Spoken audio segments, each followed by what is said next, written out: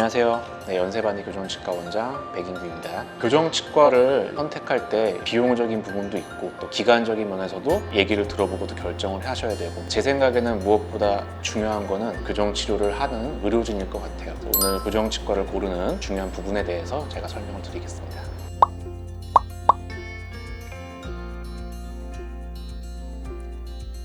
일단은 병원에 처음에 내원을 하셔서 의료진이 어떤 분인지를 확인하는 게 제일 중요할 것 같아요. 요새는 대한치과 교정학회 홈페이지를 통해서 환자분들이 해당 의료진이 교정 전문의가 맞는지, 혹은 이제 교정학회에서 인정하는 인정의가 맞는지를 확인을 하고 오시는데, 교정 전문의 자격증도 굉장히 중요한 부분이 될 것 같고요. 그리고 병원에서 얼마나 많은 환자들을 오랫동안 문제없이 잘 치료한 경험이 있는지도 확인해 보는 것도 중요할 것 같습니다.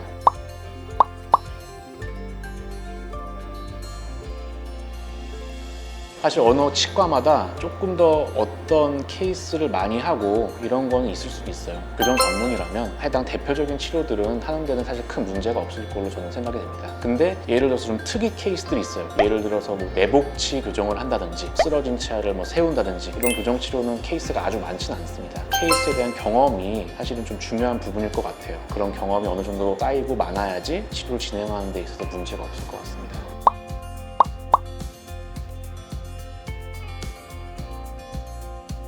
사실 환자분들에 따라서 요구도는 다양합니다. 근데 요새 많은 환자분들은 이제 조금 더 설명을 많이 해주시길 원하는 것 같아요. 물론 치료 진행이 잘 진행이 되는 것도 굉장히 중요하지만, 그런 치료 스텝마다 혹은 스텝이 조금 달라질 때 그런 거를 좀 자세하게 설명을 해주고 환자분 눈높이에서 좀 이해하기 쉽게 풀어서 설명해주는 의료진이 있는 치과를 선택하는 게 더 환자분들이 좀 더 안심하고 진료를 받을 수 있는데 더 중요한 것 같습니다.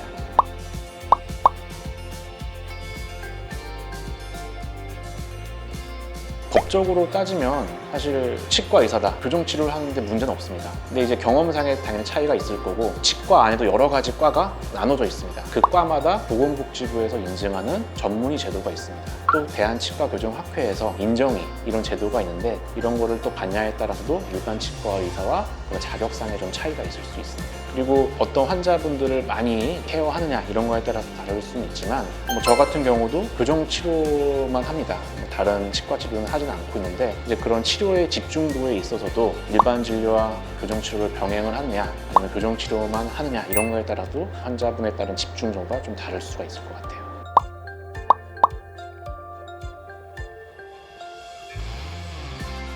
일단 사후 관리는 굉장히 중요해요.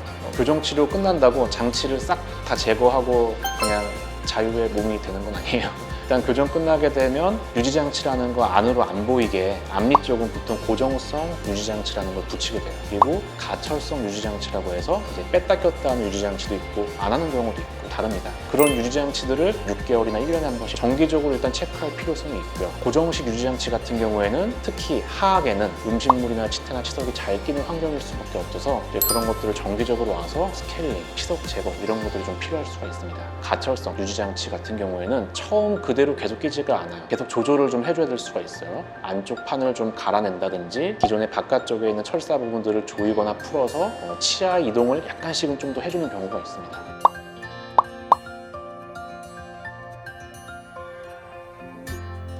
제 환자분들 중에 교정 치료를 다른 병원에서 이제 잘 받으시다가 문제가 생겨서 오신 분들이 사실 요새는 점점 더 늘어나고 있는 추세인데, 방금 이제 제가 말씀드린 환자분 같은 경우에는 치료 기간을 거의 5년 가까이 가져갔고, 처음 진료를 하러 오셨을 때는 진행된 부분이 굉장히 좀 문제가 많았고 해당 치과도 없어지려는 그런 찰나가 있었기 때문에 환자분들이 정상적인 진료를 잘 못 받으신 환자분이었어요. 엑스레이 상태로 봐도 치조골이라든지 치아 뿌리도 굉장히 많이 흡수된 상태여서 저도 사실 치료에 대해서 고민을 많이 했지만, 이 상태에서 만약에 장치를 그냥 제거를 하게 되거나 그렇게 되면 더 안 좋은 결과를 예측이 되기 때문에 지금은 이제 다시 장치를 붙이고 재부착을 해서 치료를 처음부터 시작을 해서 잘 끝난 케이스인데, 교정치과 선택에 있어서 이분도 이제 제가 처음에 여쭤봤더니 비용적인 부분이 제일 커서 이벤트 하는 치과로 올라서 하셨는데, 결과적으로는 비용적인 부분에서도 거의 2배 이상 들게 되고, 환자분도 아주 오랜 기간 동안 이제 치아를 계속 움직여야 되니까 부작용이 생길 확률이 높아지기 때문에 처음에 선택할 때 교정 전문의가 쭉 처음부터 끝까지 잘 진료를 해주는지, 그리고 끝나고 나서도 사후 관리를 잘 해주는지를 처음 부분에 명확하게 체크를 하고 진행을 하시는 게 좋을 것 같습니다.